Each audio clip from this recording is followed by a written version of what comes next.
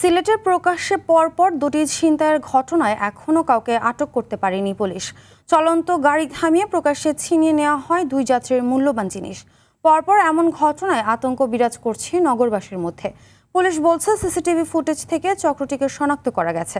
সিলেট সংবাদদাতার পাঠানো তথ্যচিত্রে আরও জানাচ্ছেন সাকিব আল হাসান। 34, 35 সানবিট 1 চামচে 30+ বাসন পরিষ্কার। 12 জানুয়ারি দুপুর 2টা আগে থেকেই নগরীর আম্বরখানা হাউজিং এস্টেট মোড়ে পাইচারি করতে থাকে দুজন।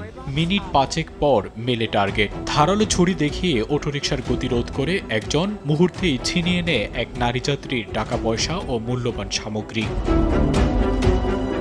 মাত্র 1.5 মাসের ব্যবধানে 23 ফেব্রুয়ারি একই এলাকায় দ্বিতীয় ছিনতাইয়ের ঘটনা। 3টি মোটরসাইকেলে করে চলন্ত সিএনজি থামিয়ে কেড়ে নেওয়া হয় এক নারীর ব্যাগ। দুটো ঘটনারই সিসিটিভি ফুটেজ ছড়িয়ে পড়ে সামাজিক যোগাযোগ মাধ্যমে। ঘটনার কয়েক সপ্তাহ পেরিয়ে গেলেও চক্রটি আটক না হওয়ায় ক্ষুব্ধ এলাকাবাসী। নিরাপত্তা নিয়ে শঙ্কার কথা বলছেন তারা।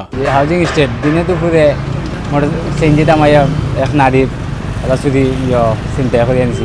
আইন শৃঙ্খলা ব্যবস্থা কঠোর করা লাগবে এবং যারা ছিনতাইয়ের কাজে জড়িত এরা দ্রুত গতিতে গ্রেফতার করা দরকার। প্রশাসন যদি মনে করবেন যে এগুলোতে দৃষ্টি আকর্ষণ দেয়, যেমন কিশোর গ্যাংগুলো দেখে রাস্তাঘাটে যদি টহল বাড়ায়, তাহলে এগুলো ছিনতাইটা কম হবে। চক্রটিকে ধরতে কাজ চলছে বলছেন এই পুলিশ কর্মকর্তা। এটাকে আমি একটা বিচ্ছিন্ন ঘটনা হিসেবে দেখতে চাই। আসলে আমাদের তো ছিনতাই প্রতিরোধে স্পেশাল টিমও কাজ করছে, কিন্তু এর মধ্যেই এই ধরনের একটা ঘটনা, দুঃখজনক ঘটনা ঘটেছে। হাউজিং স্টেটে ছিনতাইয়ের আমরা আইডেন্টিফাই করেছি, ছিনতাইকারীদেরকে আইডেন্টিফাই করা হয়েছে। দ্রুত চক্রটিকে আইনের আওতায় এনে নাগরিক নিরাপত্তা নিশ্চিতের দাবি স্থানীয়দের। সাকিব আল হাসান, RTV।